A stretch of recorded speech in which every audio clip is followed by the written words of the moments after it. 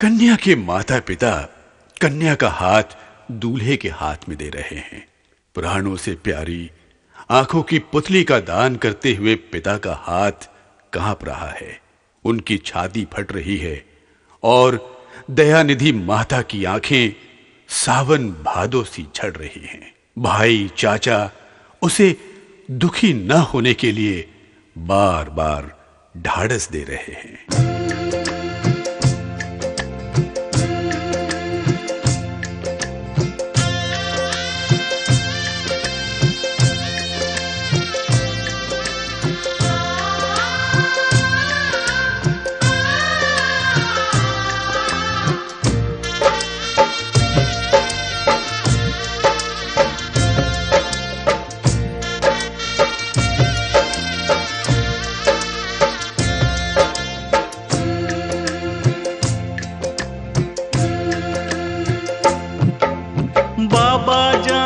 बैठले गे बहिना भैया तोहरे पास।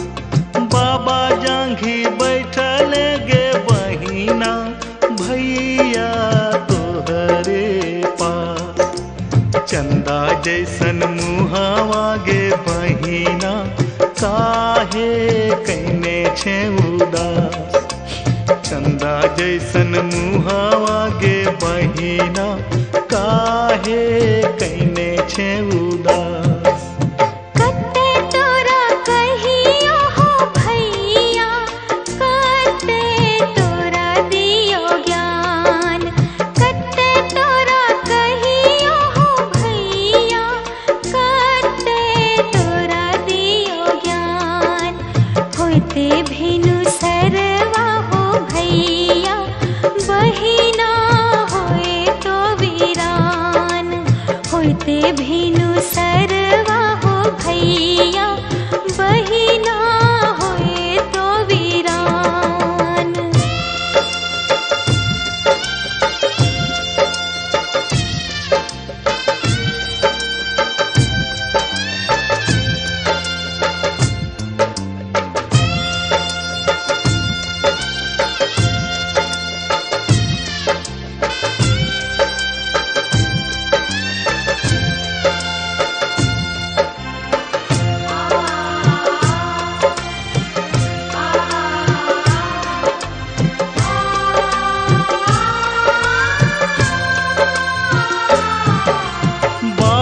जांघी बैठले गे बेटी चाचा तोहरे पास।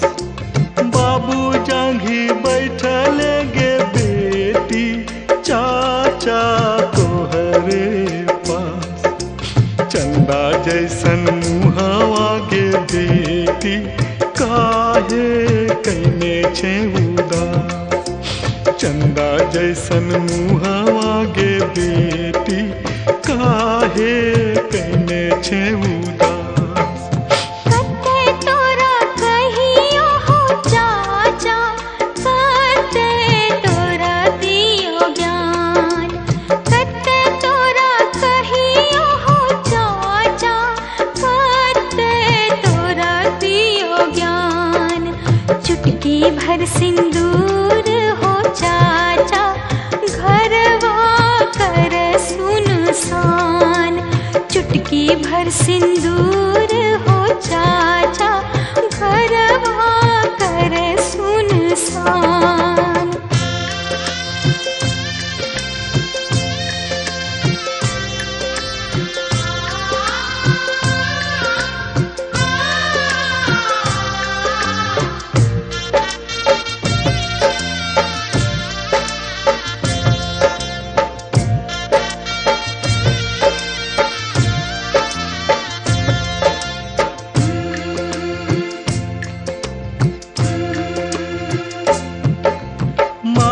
जांघी बैठले गे बहिना भैया तोहरे पास।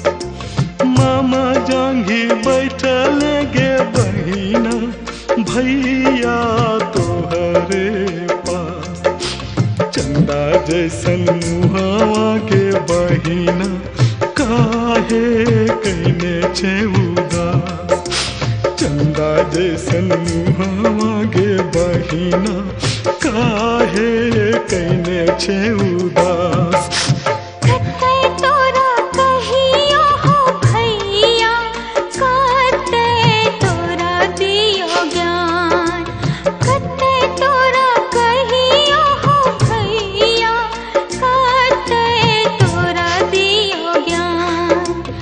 अब नाही खिलते हो भैया होठवा पर मुस्कान।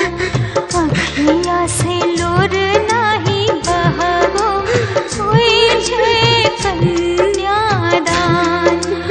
अखिया से लोर नाही बहबो होई छे कन्यादान। होते भिनु सरवा हो भैया बहिना होए तो वीरान। होते भिनु सरवा हो बाबा बेटी होए तो वीरान।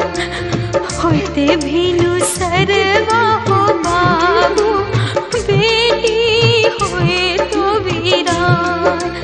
होते भिनु सरवा हो चाचा बेटी